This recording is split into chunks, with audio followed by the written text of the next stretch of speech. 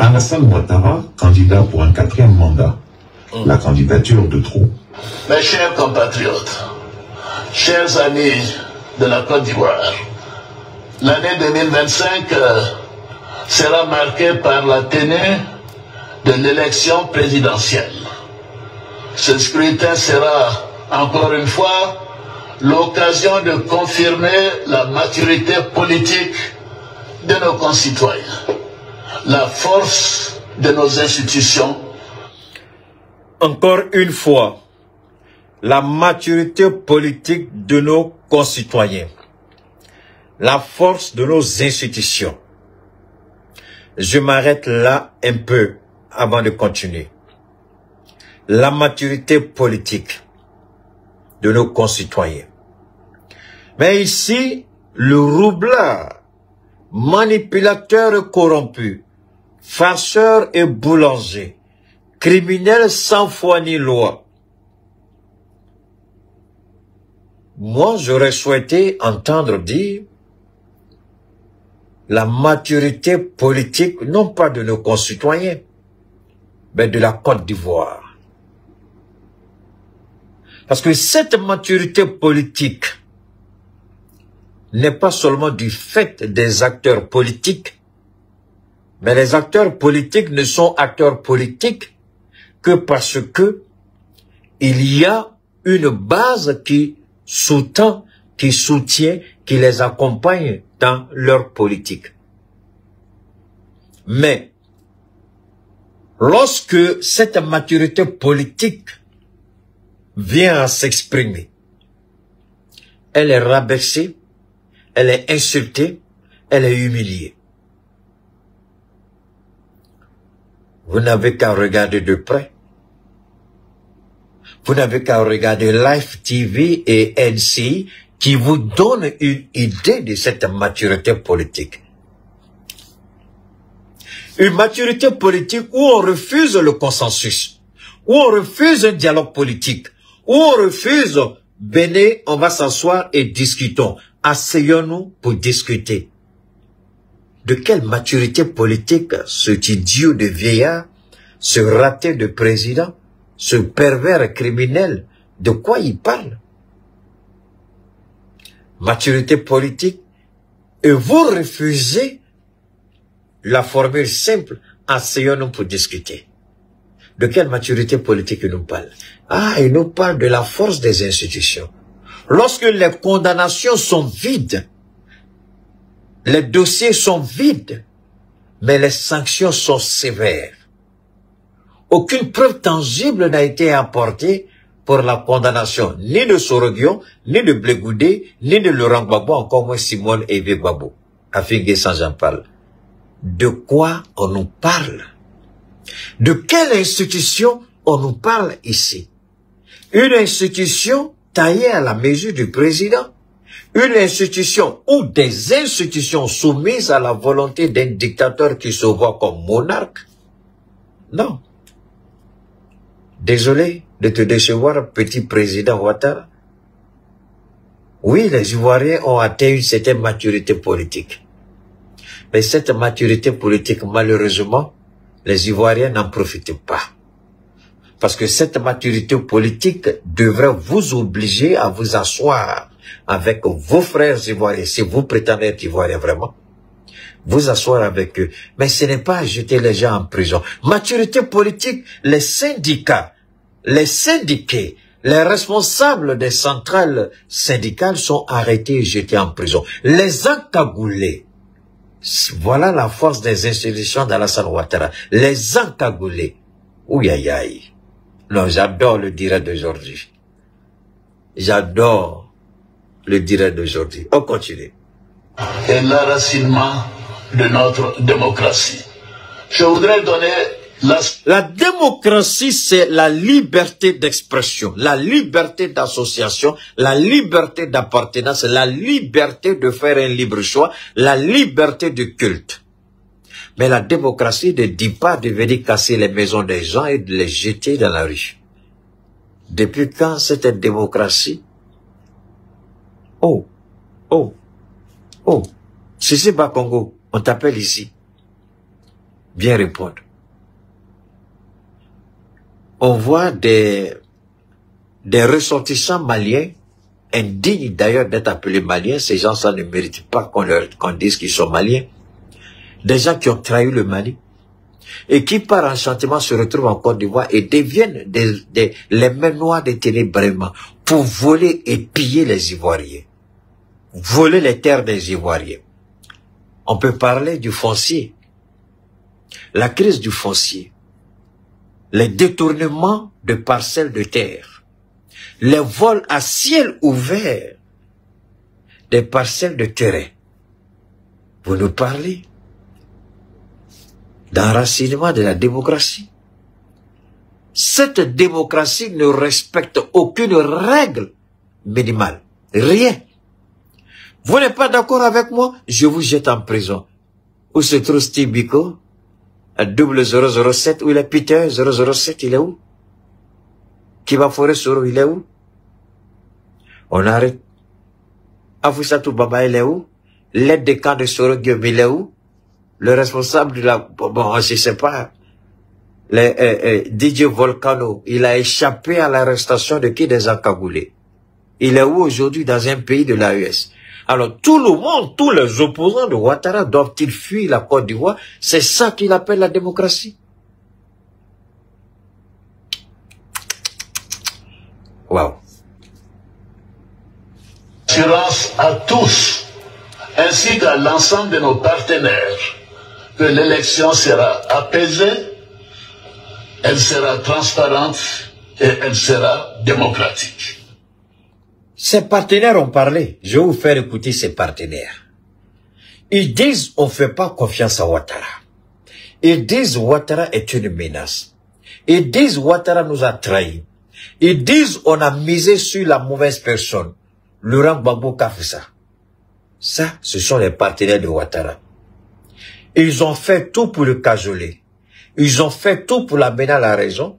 Mais il s'est tellement engraissé qu'il a cru qu'il a suffisamment poussé, il a les masseaux, il a les muscles, il a les griffes. Maintenant, ils sont arrivés cracher sur ses partenaires. Ils disent, non, on n'est pas pressé, on sait où on va t'avoir. Tu es pressé, on n'est pas pressé. On va écouter encore le voleur criminel. Hein? On va écouter, on va l'écouter. Alassane Ouattara est un dictateur. Qui peut encore en douter aujourd'hui? Le 28 novembre 2024, l'octogénaire supermenteur, fidèle à son mépris des principes démocratiques, s'est une fois de plus démarqué par son obstination démesurée. Contrairement à ses anciens homologues du Sénégal et du Ghana, qui ont finalement renoncé à des mandats anticonstitutionnels après des hésitations, le vieux Grigou, lui, sûr de sa prétendue supériorité, a choisi de confisquer le pouvoir jusqu'à son dernier souffle. D'où tient-il ce culot? De sa folie de grandeur et de sa foi aveugle en la puissance de ses marabouts. Lui, vous avez bien entendu, ses marabouts. Toute analyse politique sérieuse en Afrique doit prendre en compte cet aspect psychosociologique. Il se croit investi d'un destin divin, protégé par une invincible divinité. C'est ainsi que burkinabé de naissance, il a osé briguer la présidence de la Côte d'Ivoire. Et face à une opposition désunie, il a réussi à imposer son imposture, renforçant son illusion de puissance surnaturelle. Oui, j'ai fait une partie de mes études en Haute-Volta, alors que mon père y exerçait ses fonctions de chef traditionnel. Nous, j'ai représenté ce pays dans les institutions régionales et internationales, et j'en suis heureux. Fort de cette victoire, il s'est ensuite octroyé un 4e mandat, piétinant la Constitution et la volonté du peuple. La communauté internationale, soumise et silencieuse, elle a courbé l'échine devant lui, confirmant dans son esprit qu'il est intouchable. Vous me posez la question de la Côte d'Ivoire. La Côte d'Ivoire. C'est ça qui est intéressant, c'est cette partie-là que je voulais vous faire écouter depuis la dernière fois. Ivoiriens, Ivoiriennes, Je voudrais que chacun prenne un petit temps pour écouter les propos de ce président pervers, ce PD appelé Emmanuel Macron, le mari de alias Brigitte, dont nous connaissons très bien sa femme, enfin, cette supposée femme a fait une mutation, une transformation de sexe, de garçon. Il est devenu femme, puisque la médecine est arrivée à cette prouesse de vous transformer en femme, si vous le voulez. On vous enlève votre sexe de femme et puis on vous donne pour garçon. On enlève pour garçon et puis on vous donne pour femme. Et on fait même pousser les seins. La médecine est arrivée à cette prouesse. Donc Brigitte avec les photos. Ce qui est intéressant, c'est que Brigitte Macron, les gens ils ont fouillé partout. Il n'y a aucune trace de Brigitte Macron dans aucune école. Ni maternelle, ni primaire, ni secondaire, ni à l'université. Par contre, son frère dont on fait allusion, lui, il y a sa trace partout. Et les gens ont même fait une comparaison faciale. Et les traits de ressemblance sont choquants, sont tellement vrais qu'on peut même pas se poser la question. Donc en réalité, c'est un garçon qui s'est fait. C'est pourquoi quand ils sont arrivés à l'Élysée, elle s'est engagée à faire des dépenses extravagantes, exagérées. Il y a une huile que les Allemands produisent. Moi, mais je suis content. Mais en même temps, je dis, bon, si on pouvait parler de mes produits à Brigitte, mais ça allait me faire plaisir. Parce que là, elle allait faire de moi milliardaire tout de suite. Il y a une huile, juste la petite bouteille, ça coûte des centaines d'euros, je crois. Je sais pas combien, mais elle commande je crois, on nous dit chaque 6 mois ou chaque 3 mois, elle commande au moins la douzaine, hein, et ça fait des centaines de milliers d'euros, hein, je vous en prie. Et on va livrer discrètement à l'Élysée. Je crois que c'est un journaliste qui est tombé dessus, quelqu'un lui a vendu le scoop. À cette époque-là, j'ai lu l'article, j'étais dépassé. Donc, quand vous regardez les premiers jours de alias Dominique Chaffourlet, alias Brigitte Macron, quand vous regardez les premiers jours de son entrée à l'Élysée, et puis vous la regardez aujourd'hui, vous voyez une nette transformation. C'est vrai qu'elle n'a pas retrouvé la jeunesse de 10 ans ou 15 ans ou 20 ans. 20 000, ok d'accord, Dieu le vend, merci. Donc, elle a rejeté, en tout cas, on peut ne pas être d'accord avec, mais le produit l'a beaucoup aidé. Elle est devenue beaucoup présentable qu'avant. Je me suis posé la question, est-ce que c'était par rapport à ça qu'elle voulait forcément que le petit soit président? Mais quoi qu'il en soit, nous, nos produits là, tu utilises mes produits là, 20 000 euros, d'accord, faut me donner 20 000 euros. Brigitte, ils vont même pas te reconnaître. Quand mes produits vont commencer à te nettoyer là, tu vas pas te reconnaître. Mais ça, tu es tellement méchant ou méchante, je sais pas quel article il faut utiliser, je te vends pas mes produits. Même pour le milliard au moins, je te donne pas. Alors donc, on revient pour dire ceci. Voilà ce que Ouattara a dit. Mais je voudrais que les Ivoiriens écoutent ceci. Cette intervention de ce président, je voudrais qu'on écoute. Si après ça, les Ivoiriens continuent de se berner et croire que la Côte d'Ivoire leur appartient, et que ce que Simone Gbagbo a eu à dire, le dernier entretien de Simone Gbagbo, elle a parlé de ça. On écoute. Il y a un président qui s'exprime, qui dit « je ne ferai pas de 3e mandat ». Je crois, moins de 10 minutes après, je m'exprime sur les réseaux pour dire « formidable, c'est historique, ce que fait Ado ». Alors, pourquoi, je vous en prie, Africains, pourquoi le fait qu'un soi-disant président africain, même s'il n'était pas honnête, prétend respecter la transition, j'ai failli dire la transition démocratique, mais prétend respecter la Constitution. En quoi est-ce que cela est extraordinaire? En quoi est-ce que cela est fantastique? En quoi est-ce que cela constitue un élément capital à tel point qu'un président sorte pour applaudir? Africains, on est tombé bas. Vous ne comprenez pas à quel point les propos de Macron ici sont insultants.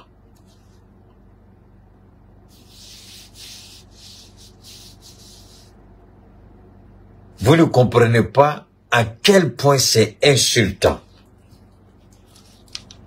Donne-moi une seconde, je vais rapidement faire ça. Alors, permettez-moi, donc, moi, quand je regarde ça, c'est vraiment insultant. Qu'un président, donne-moi une seconde, hein. Donne-moi une seconde, s'il vous plaît. Alors, c'est de Malang, tu es un petit bâtard. Tu es un idiot. Tu crois que quand tu n'as pas laissé message ici en direct, tu vas aller dans Meta et puis je ne vais pas voir que tu as laissé un message. Tu es tellement mal élevé, tu es tellement idiot. Alors, tu t'as accordé...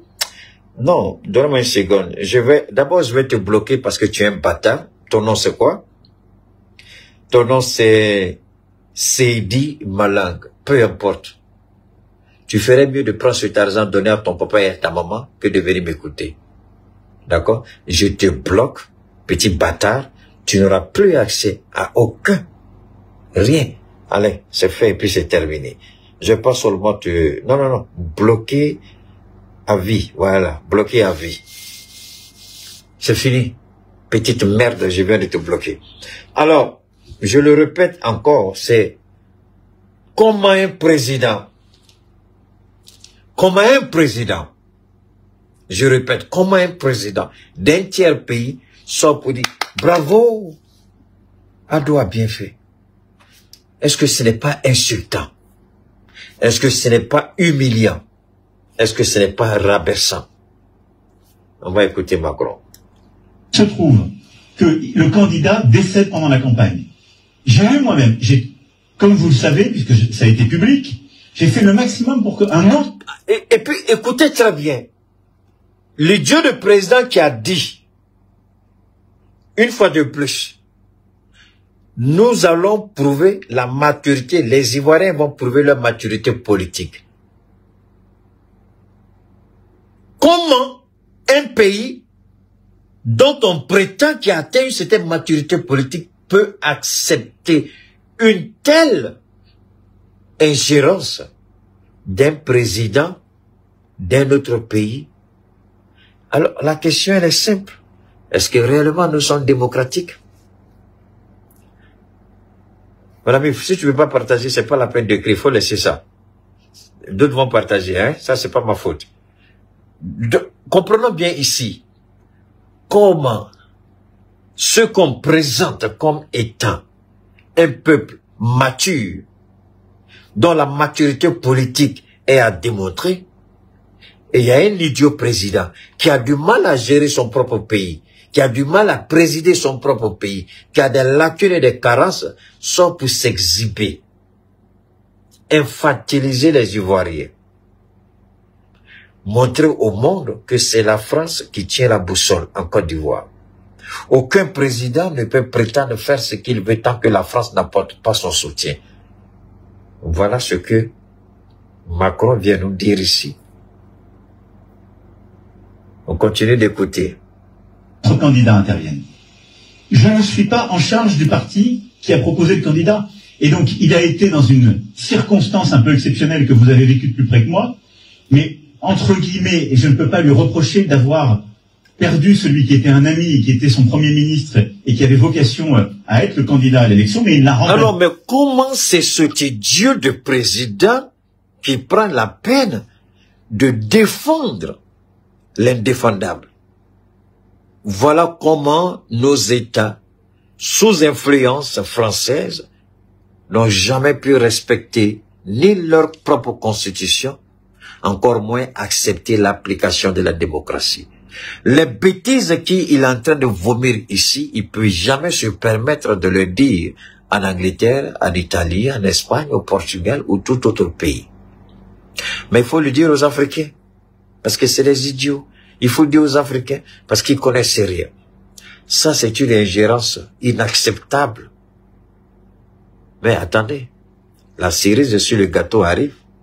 Continuons d'écouter. C'est lui qui a été réélu. Et dans ce cas-là, il n'a pas pu tenir son engagement. Alors, pourquoi s'arrêter en si bon chemin? Pourquoi ne pas être président à vie? Après tout, ne se croit-il pas l'élu des dieux? Mais cette fois-ci, le tyran Ouattara a franchi la ligne de trop.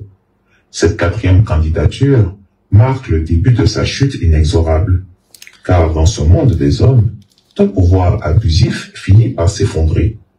L'histoire est remplie de dictateurs convaincus de leur invincibilité, mais qui ont été humiliés au moment de leur chute. Alassane Ouattara quittera le pouvoir dans le déshonneur et l'uni. Ici, je voudrais que chacun prenne le temps de bien écouter. Vous avez entendu les propos du président français Emmanuel Macron. Je suis écœuré de voir un président de notre pays tenir de tels propos par rapport à la Côte d'Ivoire. Cela démontre à suffisance que la France, je le répète, que la France a une main noire dans la politique ivoirienne. Je ne dirais pas africaine parce que au Gabon d'accord, au Sénégal d'accord, mais plus au Tchad, plus dans le Sahel, d'accord, en Guinée possible, au Togo et autres possible, mais pas, en tout cas, ce n'est plus possible sur l'ensemble des pays colonisés par la France, n'est-ce pas, dans le passé. Donc, je n'ai pas fini, je reviens ici. C'est important pour vous et pour moi de comprendre ceci. Ça, c'est ce que Emmanuel Macron disait. Pour soutenir, pour aider, pour accompagner Alassane Ouattara. Mais, voilà. Invité de l'émission Panel Hebdo, diffusée sur Télésud, Geneviève Gotzinguet, ancienne directrice générale d'OFI et experte en communication politique, a livré une analyse sans détour de la situation politique actuelle. Selon elle, le régime du Rassemblement des Oufouettistes pour la démocratie et la paix, RHDP, dirigé par le président Alassane Ouattara, montre des signes évidents de fébrilité face à la perspective d'une alternance politique. Une peur de l'alternance. Je crois que le régime RHDP a peur de l'alternance d'une manière générale, et que le climat politique qui est en train de se mettre en place est particulièrement nauséeux et inquiétant, a-t-elle affirmé au cours de l'émission. Cette déclaration intervient alors que le Front socio-politique ivoirien de... Voilà celle-là qui faisait hier la Talakou d'Alassane Ouattara. Elle est ancienne directrice générale de RFI. RFI, vous n'êtes pas sans le savoir que RFI travaille directement, main dans la main, avec le ministère des Affaires étrangères, c'est-à-dire avec Matignon. C'est ça? C'est Matignon, non? Il y a l'Élysée, non, Matignon, ça c'est la primature. Le Quai d'Orsay, entre le Quai d'Orsay et Matignon, c'est le, bon, donnez-moi le nom correct.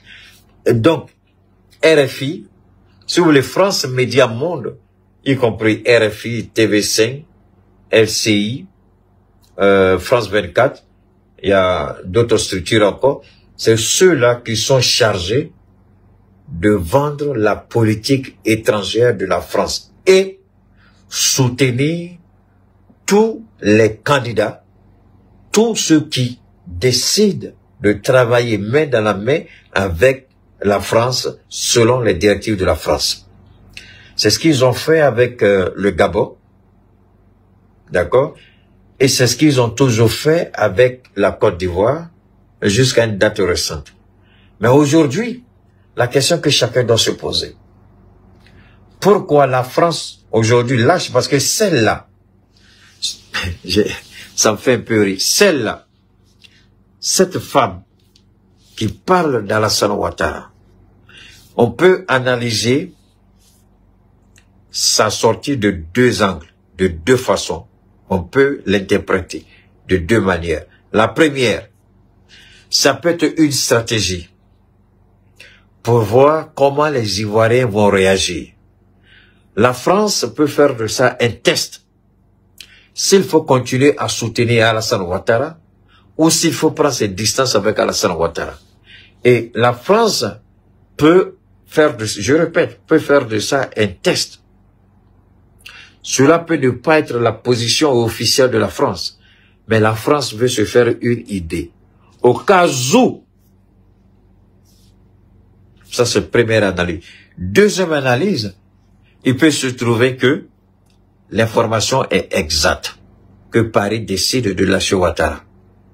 Alors, quelle interprétation il faut faire lorsque la France décide de lâcher Ouattara? Donc ici, on revient un peu en arrière encore. La France dit que le régime d'Abidjan montre des signes de fébrilité. Ça veut dire quoi? Et je vous laisse écouter un tout petit peu.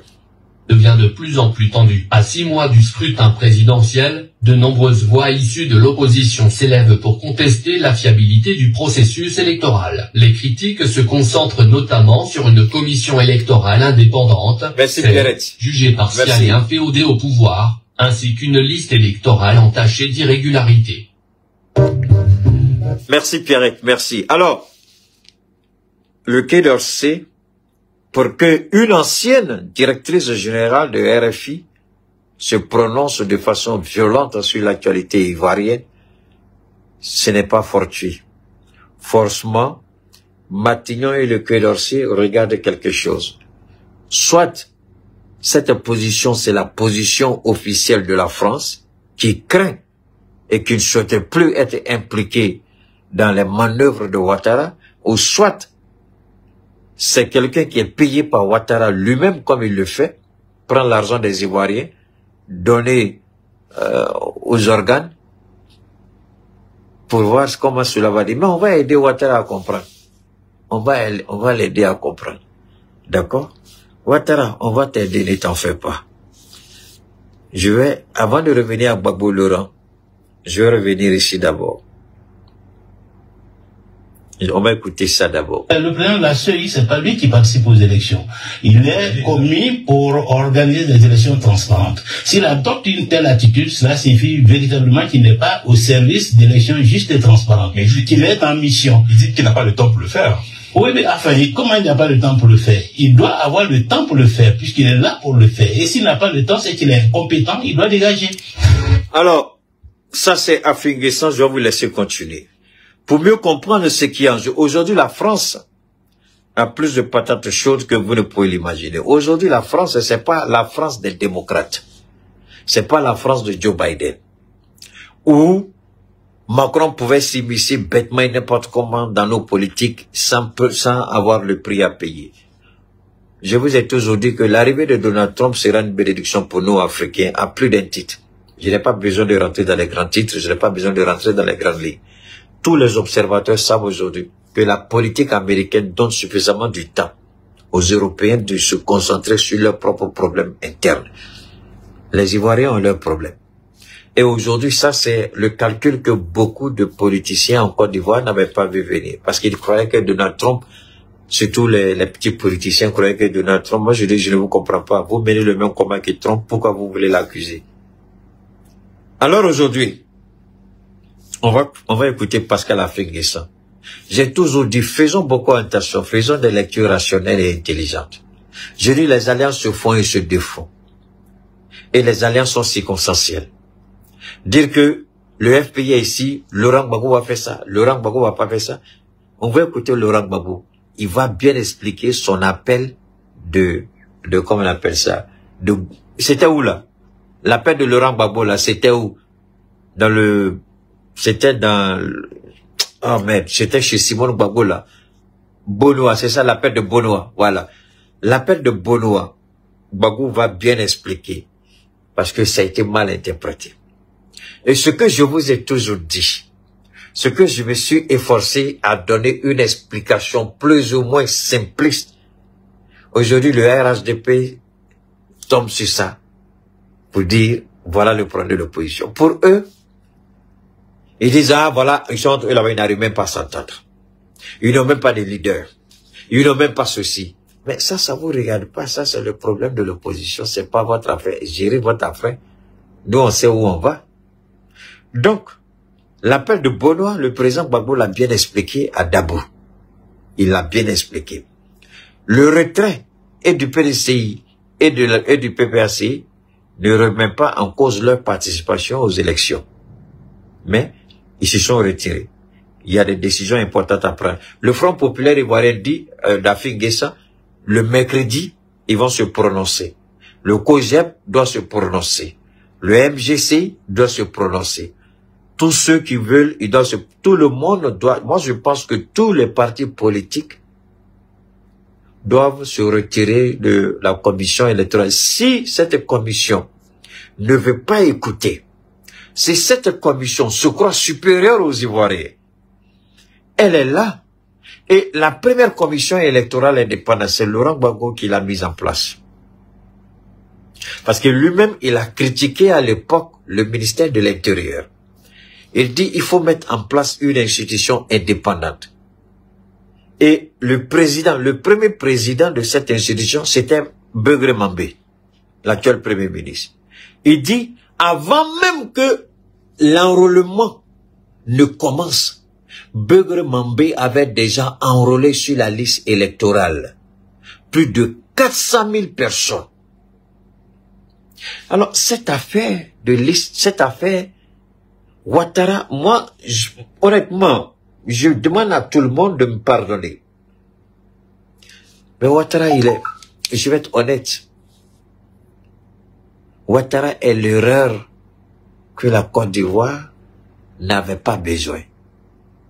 Ouattara est l'erreur que les Ivoiriens ne devaient pas expérimenter. Ouattara est l'erreur qui apporte désolation, mort, destruction, regret, violence, contestation, crise. C'est tout.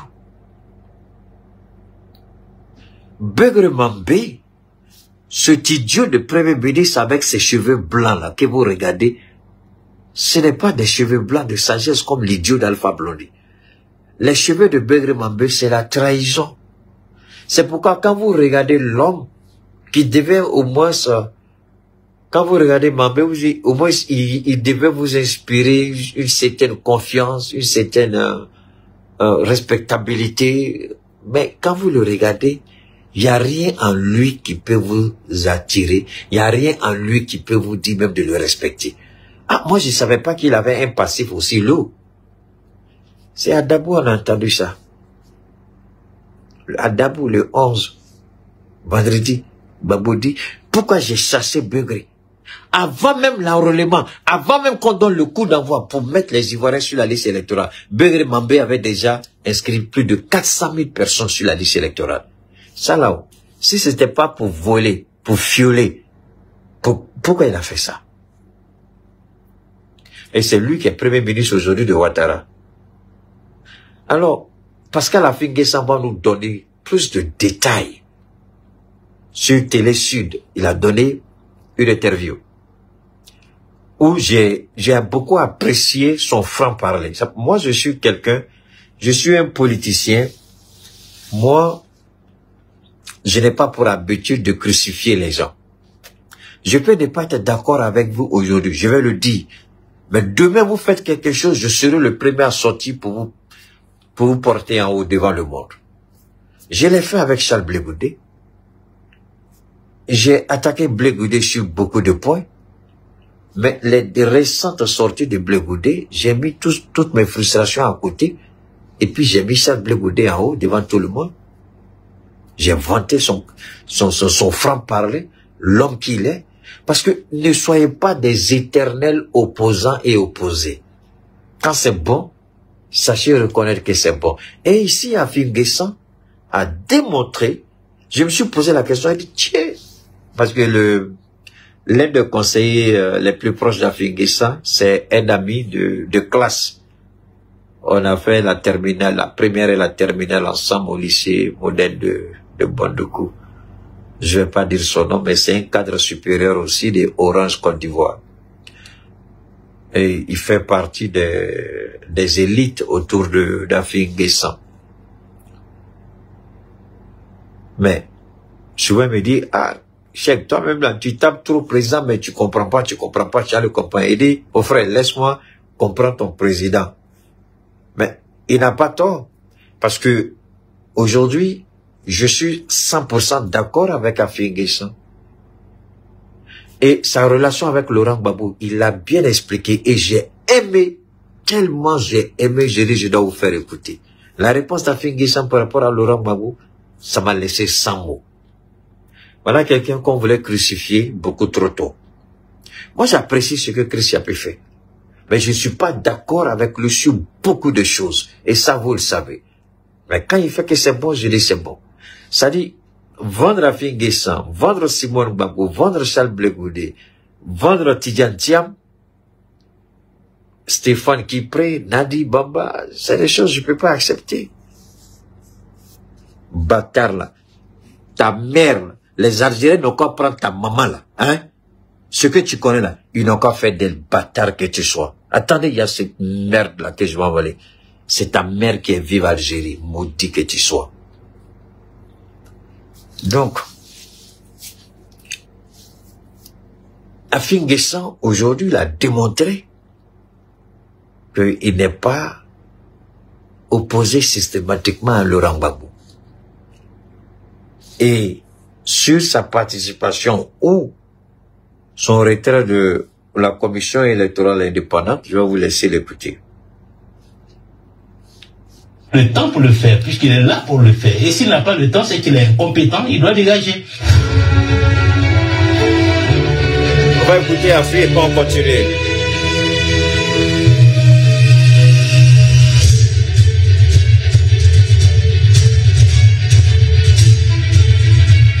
Non, il y a des enfants des fils de pute, des enfants de capotes percées, des enfants de pauvres. Ils ont été conçus dans la pauvreté. Ils vivent dans la misère et vont mourir dans la pauvreté. Bâtard, là, c'est pas là mon direct, tu vas venir dire vivre l'Algérie, maudit que tu sois. Tu as eu la chance parce que je suis occupé. Sinon, j'allais faire sortir ta sale gueule là. Et puis, je vais t'allumer. Tes parents vont entendre parler de mon bâtard que tu es. Va me dire encore des bâtards. Bonsoir à tous, nous recevons ce soir Pascal Afingissa, ancien Premier ministre et président du Front Populaire Ivoirien. Bonsoir. Bonsoir. Merci d'avoir cette invitation. Le PPACI, le PDCI ont claqué la porte de la CEI ce week-end, CEI à la Commission électorale indépendante. Comment vous avez accueilli cette nouvelle? Sans grande surprise, étant donné toutes les critiques qui ont été émises ces dernières semaines contre la CEI, je dirais même pas ces dernières semaines, depuis plusieurs mois, contre la CEI, il était tout à fait prévisible qu'à un moment ou un autre, les partis politiques décident de claquer la porte. Quand vous regardez bien, hein, voilà un président qui dit la maturité de nos concitoyens, la maturité politique de nos concitoyens. Ah. L'enracinement de nos institutions. La CEI est une institution d'État. La maturité politique. La maturité politique. Mais on vous dit, politiquement, vous regardez votre enfant, wow, mon enfant est en train de grandir, hein. Il devient adulte, il devient majeur, il devient mature. Et puis il vient et dit, ok, bon, papa, écoute, au regard de, bon, je vais rester toujours ton enfant, bon, ben, maintenant je vais faire les choses par moi-même, je vais prendre mes décisions moi-même. Non, non, non! Vous dites devant le monde que votre enfant est mature, responsable, capable de prendre des décisions. Il vient à vous, papa, je veux qu'on discute de certains aspects de ma vie. Ah non, non, non, je dis, non, pourquoi? Mais est-ce que là, votre fils, il vous regarde et dit, mais papa, vous vous amusez ou quoi? Vous me présentez au monde que je suis mature, que vraiment je comprends les choses, je veux qu'on s'asseye pour parler de ma vie. Tu me dis non, non, non, non, non, non, non, non, tu veux m'imposer les choses. De quelle maturité alors tu parles aux gens? où le père était menteur pathétique et pitoyable, comme Alassane Ouattara, menteur pathétique et pitoyable. Il y a des choses où c'est un idiot de président qui ment toute sa vie de merde, où les Ivoiriens ne sont pas réellement matures politiquement. Mais nous savons que c'est fou. Quand vous regardez, vous écoutez nos politiciens aujourd'hui, on ne peut pas dire que Laurent Gbagbo n'est pas mature. On ne peut pas dire qu'Afrique Guissa ne l'est pas. On ne peut pas parler de Simone Gbagbo. On ne peut pas parler de Sora. On ne peut pas parler de Blé. La liste est longue. Boni Claverut, la liste est longue. Mamadou Koulibaly, tous. Mais c'est Ouattara qui a un problème. C'est pas eux. C'est Ouattara. Mais, il dit, une fois encore, nous allons montrer la vitalité, nous allons montrer la maturité politique de nos concitoyens. Ça sort de la bouche de Ouattara lui-même. Personne ne l'a forcé. Il s'est assis à son costume, on dirait sac là. Je ne sais même pas qui est son couturier. Et Allah, dites au RHDP, pardonnez, dites à votre président, il n'a qu'à changer de couturier. Parce que ce costume, il porte maintenant, mais on ne comprend plus rien. Ou bien c'est parce qu'il est déformé, il est tellement malade, on est obligé de faire son costume comme ça pour cacher des anomalies. Bon, ça aussi, ça peut être vrai. Sur un costume comme ça, là aussi, ça pose problème de... Ah bon, on va écouter Afrique Guissa. Les choses ne changeaient pas. Et est-ce que vous comptez leur emboîter le pas? Mais je crois que nous allons prendre la décision mercredi prochain. Voilà. Est-ce que vous avez un vice-président au sein de la CEI?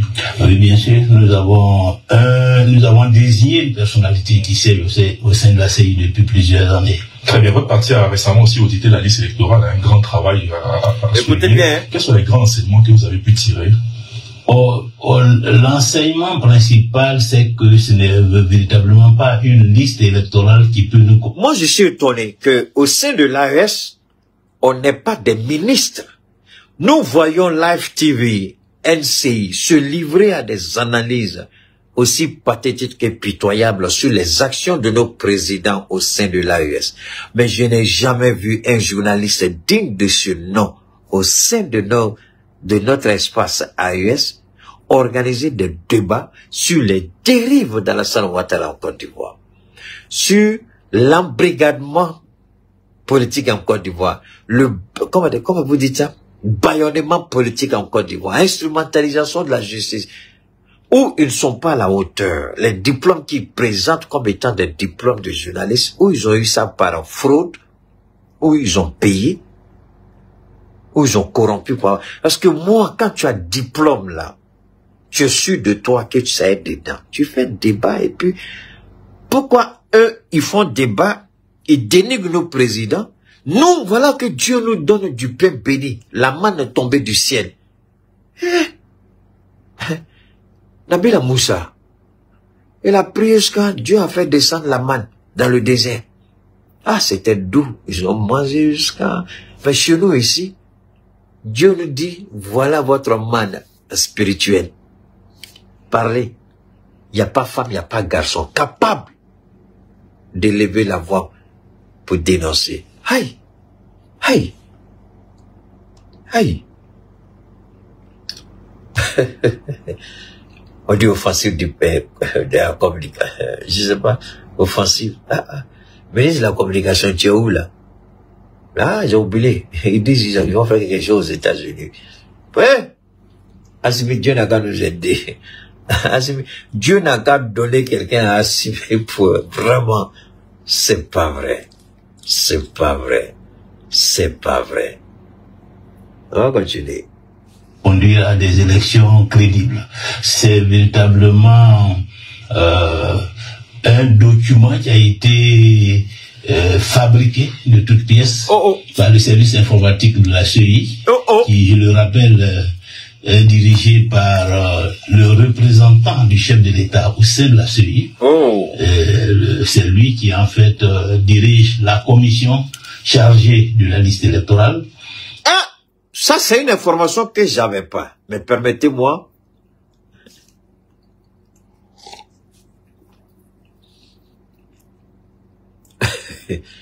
Bon, peut-être que Dieu va nous... Guy, prions, peut-être que Dieu va nous faire la faveur.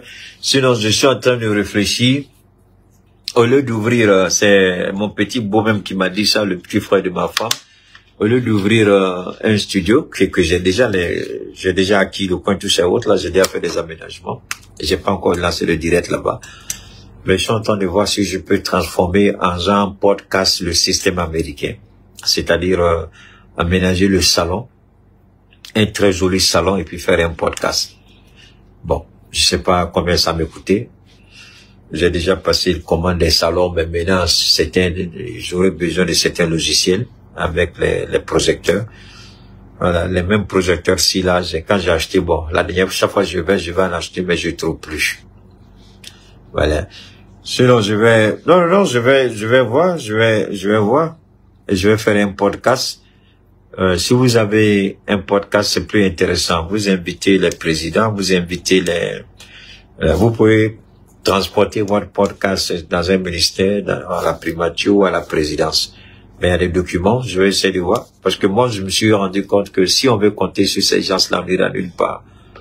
Mais si je crée le podcast là, bon, avec ce que je vois ici, les gens me disent, il faut faire comme les autres, ils invitent les gens. Je dis non.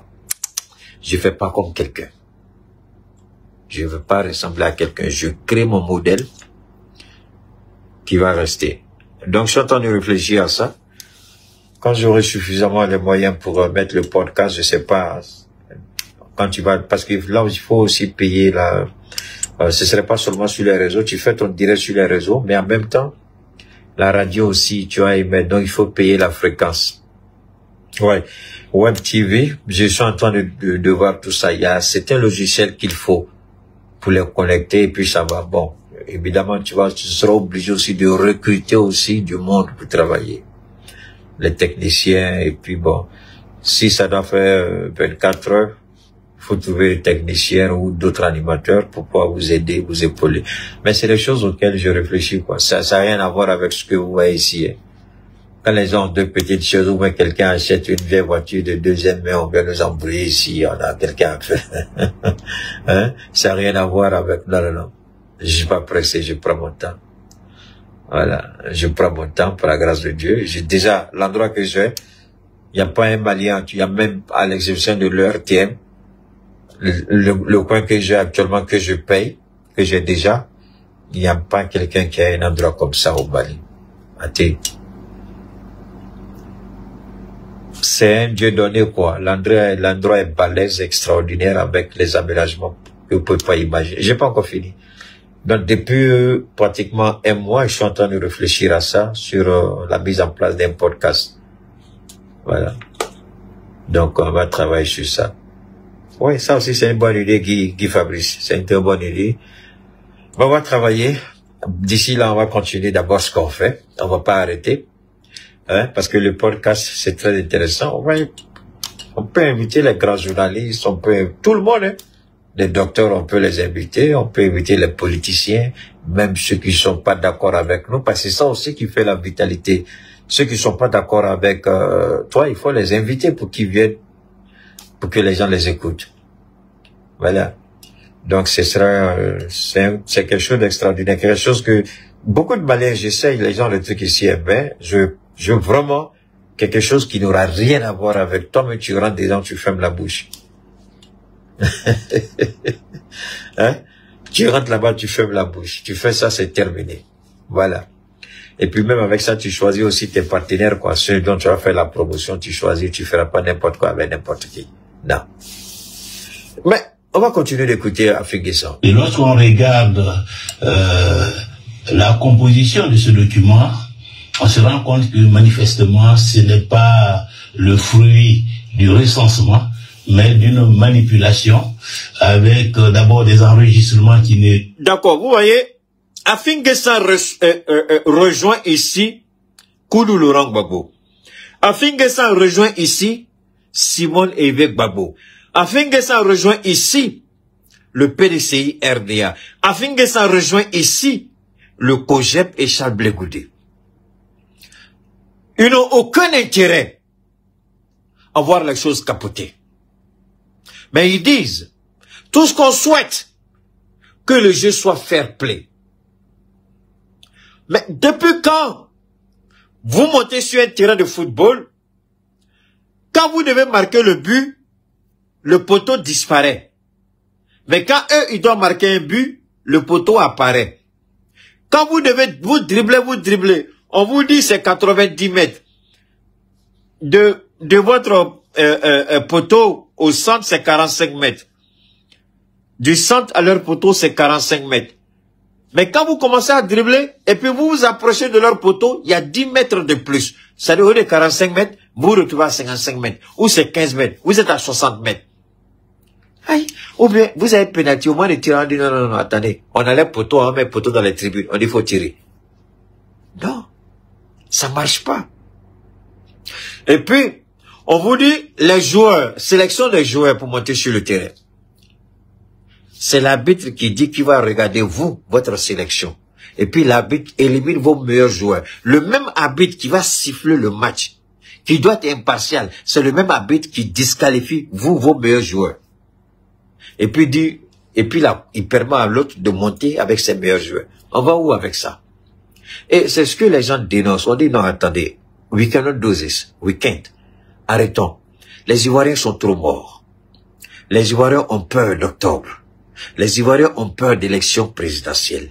Les Ivoiriens veulent que l'élection soit... Regardez-moi au Gabon, je n'aime pas Brice Clotaire. Je le dis, je le déteste pour son mensonge. Je sais que son pouvoir là, c'est avec, comment on appelle, la première fille de Bongo là. Je ne soutiens pas Ali l'idiot, non. Mais je n'aime pas que Clotaire, il montre comme un sauveur. Mais malgré ce que j'ai contre Clotaire, mes ressentiments. Mais Clotaire a organisé des élections propres. Tous les Gabonais, et il a permis à tout le monde de venir assister au dépouillement. Que chacun avec son téléphone filme directement pour ne pas qu'il y ait triche. Il a permis à tout le monde d'avoir accès. Et les gens étaient là. Chacun avec son téléphone. Les gens étaient là. Et pour la première fois dans l'histoire du Gabon, les résultats provisoires ont été donnés à moins de 24 heures. Je ne dis pas que Clotaire est bon, mais Clotaire a montré quelque chose. Clotaire a permis aux gens. Mais alors, quel est le problème avec Ouattara? Quel est le problème avec Ouattara? Et ce qui est malheureux, c'est que je vois des gens qui se disent qu'ils ont passé, enfin, Touré Mamadou n'est jamais allé à l'école, c'est un petit lâche, il n'a aucun diplôme, c'est un petit voleur, il a échoué, il a passé bac, il a passé bac probatoire, il a échoué, il n'a jamais eu bac probatoire, c'est un idiot, donc je ne peux pas le qualifier. Quelqu'un qui n'a aucun diplôme, qui n'a aucune compétence, qui n'a jamais fait juste le seul travail de toute sa vie de merde, c'est Ouattara qui lui a donné à sa qualité de ministre. Ça c'est un. Adjoumani, c'était minable. Il était au chômage. Un voleur. Il fait croire qu'il a toujours été député, mais quand il traversait... Je ne vais pas rentrer dans ces détails-là. Regardez, on dit au président, présente une liste. Ça faut là, au président de la commission électorale, permet aux Ivoiriens de s'enrôler. Et respecte ce que la Constitution dit. Regarde la loi ou code électoral. Il y a une partie de la Constitution qui est exclusivement réservée à la commission électorale indépendante. Comment doit se faire l'enrôlement des Ivoiriens? Les étapes et le processus, tout est expliqué et encadré par la loi. Mais ce voleur sans foi ni loi, ce criminel, cet idiot, il dit que lui ne peut pas. Mais la question que moi je me posais, il dit, mais attendez, Adon Guerre, pourquoi il refuse? Pourquoi il refuse? Pourquoi il refuse? Ah, et puis je tombe sur Afingessa. Je dis, vous avez le droit d'écouter ça. Détester Afingessa, je peux vous comprendre. Mais permettez à Afingessa de vous dire ce que les autres ne vous ont pas dit. J'ai écouté Simone Gbagbo, elle n'a pas parlé de ça. J'ai écouté le PDCI, je n'ai pas entendu ça. J'ai écouté le PPACI, je n'ai pas entendu ça. Et curieusement, quand il a commencé à parler, j'ai dit, oh bon, qu'est-ce qu'il va nous apprendre de nouveau? Parce que tous, ils ont dit la même chose. Et puis, pape, Afingessa commence à... Il dit, attendez. Il dit, mais Afingessa, tu dis quoi? Et puis, je reviens en arrière, et puis je dis, bon, président Afingessa, attends, hein. On va revenir en arrière. On va écouter. Qu'à un moment ou un autre, les partis politiques décident de claquer la porte si les choses ne changeaient pas. Donc, le retrait des partis politiques pour le monde 2, c'était prévisible. En d'autres termes, il y a d'autres encore qui vont claquer la porte. C'était prévisible. Ça, c'est quelque chose qu'il faut retenir. Ce n'est pas par un coup de bâton magique, mais c'était prévisible. Ça, c'est un. Deuxièmement, continuons. Est-ce que vous comptez l'emboîter le pas? Mais je crois que nous allons prendre la décision mercredi prochain. Demain. Voilà. Est-ce que vous avez un vice-président au sein de la CEI? Oui, bien sûr. Nous avons désigné une personnalité qui siège au sein de la CEI depuis plusieurs années. Très bien. Votre parti a récemment aussi audité la liste électorale. Hein, écoutez bien. Quels sont les grands enseignements que vous avez pu tirer? L'enseignement principal, c'est que ce n'est véritablement pas une liste électorale. Ce n'est pas une liste. Donc, la petite fille de 4 ans qui a mis 100 personnes au monde, il va expliquer. Le monsieur et sa femme qui ont mis 500 personnes au monde, il va expliquer. Les gens qui n'ont ni papa ni maman, il va expliquer. Les gens qui sont plus âgés que leur papa et leur maman, il va expliquer. Des gens qui ne connaissent ni leur papa ni leur maman, il va expliquer. Il va tout expliquer. Quand une seule personne s'assoit, comme Bedre Mangué l'a fait à l'époque de Laurent Gbagbo, 400 000 personnes. Mais ici, c'est plus de 6 millions qu'ils ont ajouté frauduleusement sur la liste. Et Afin Guessan sort avec la bombe. Comment ils ont fait? Voilà ça. Écoutons-le. Qui peut nous conduire à des élections crédibles. C'est véritablement un document qui a été... C'est pas une liste, mais un document. Hey! Fabriqué de toutes pièces. Fabriqué de toutes pièces par le service informatique de la CE. Donc, il n'y a pas eu d'enrôlement. Il y a eu la falsification et la fraude. La fraude. La fraude. Ouattara, tu peux pas avoir honte de ta petite vie ridicule parce que quand on entend Ouattara en Côte d'Ivoire, les Ivoiriens ont peur. Pourquoi? Tu as crié sur tous les toits. Dieu te donne la chance de prouver que tu avais raison.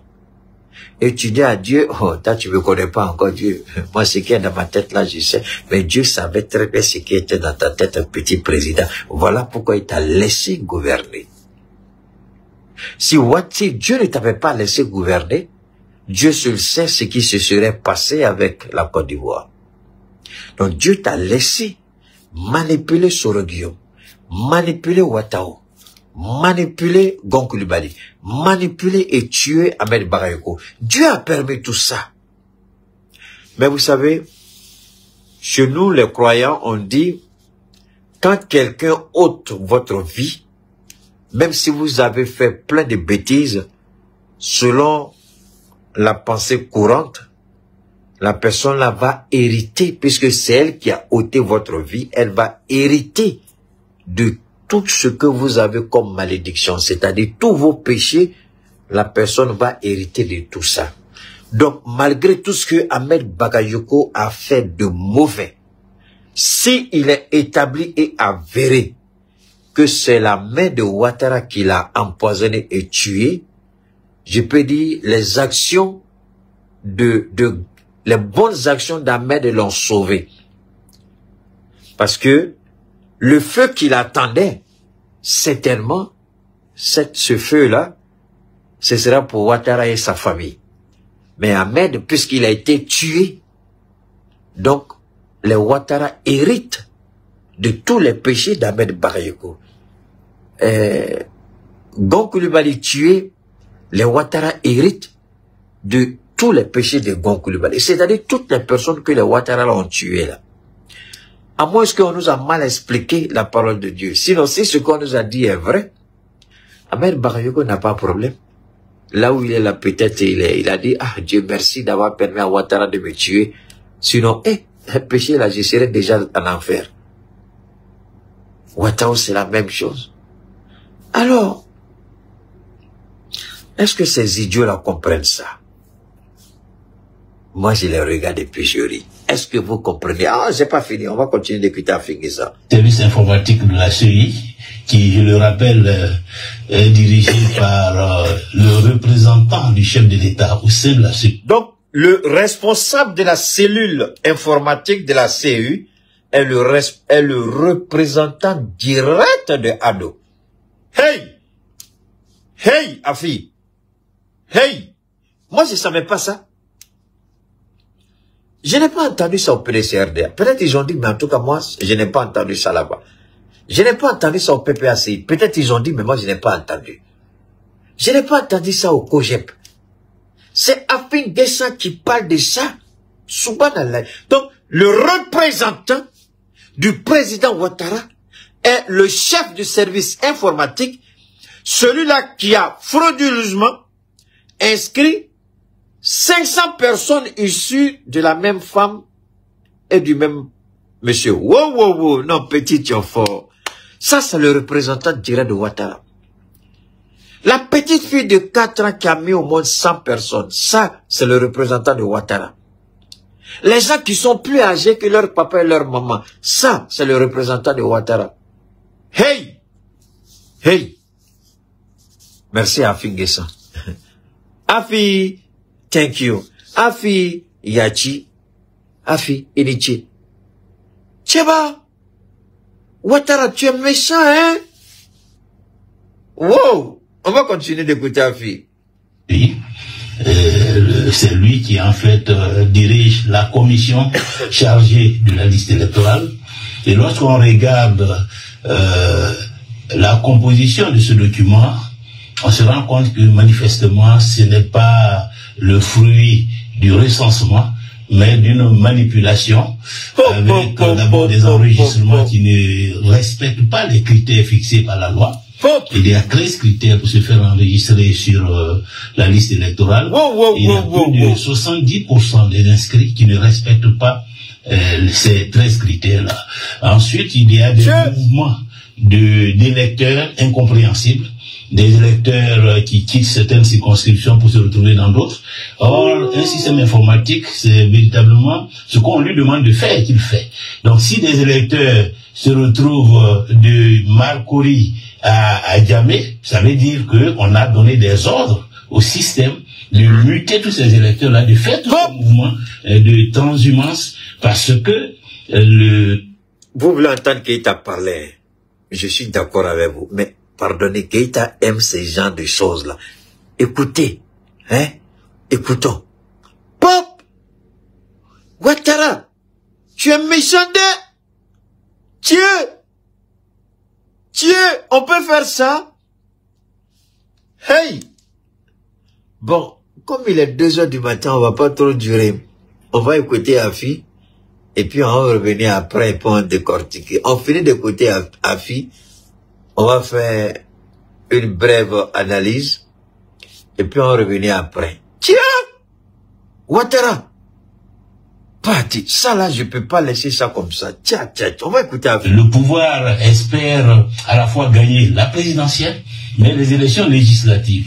Et donc là où ils sont en situation de faiblesse, ils essaient de limiter l'influence de leurs adversaires en faisant des mouvements de population dans les zones où ces adversaires-là sont bien positionnés en temps.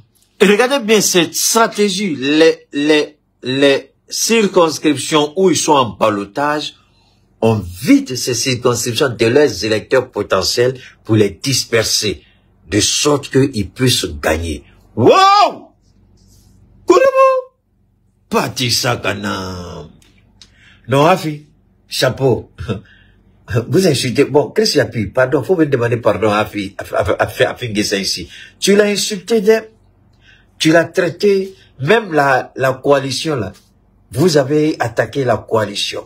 C'est pourquoi j'ai dit aux gens, quand vous ne savez pas, taisez-vous.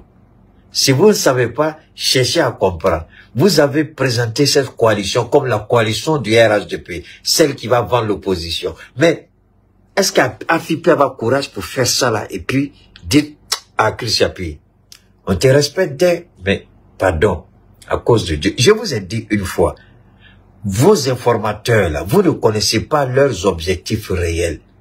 Quand je donnais conseil à mon petit frère Babou Kone, j'ai dit faites attention, il peut vous manipuler vous-même. Chris Yapi, est-ce que ici là tu n'as pas été manipulé?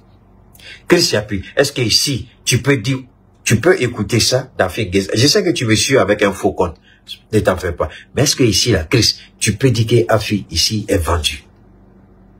Qui peut écouter ça dans Fingeza et ne pas craindre pour la vie d'Afingeza? Parce que là, on vient de tuer le RHDP. Là, on vient de mettre, on comprend pourquoi Cuba est hostile. Parce que ça là, c'est ordre du président. Ça là, c'est ordre de Ténébrema. Ça là, c'est ordre de la secrétaire générale. Si Cuba s'amuse pour dire qu'il va toucher à ça, il va sauter. Hey! Hey! Bon. Les gars, ça c'est tellement bon. Vous avez aimé, non? On va revenir après sur Afingeza. Je peux pas faire ça comme ça. On va revenir après. Je vais faire un spécial sur ça là. Je pensais pas que c'était aussi bon comme ça. Je voulais partager avec vous, mais pour être honnête, je savais pas que c'était dense, que c'était vraiment bon. Parce que ça, on peut pas laisser tomber. Ça là, ça mérite un direct grave. Aïe, aïe, aïe, aïe. D'accord.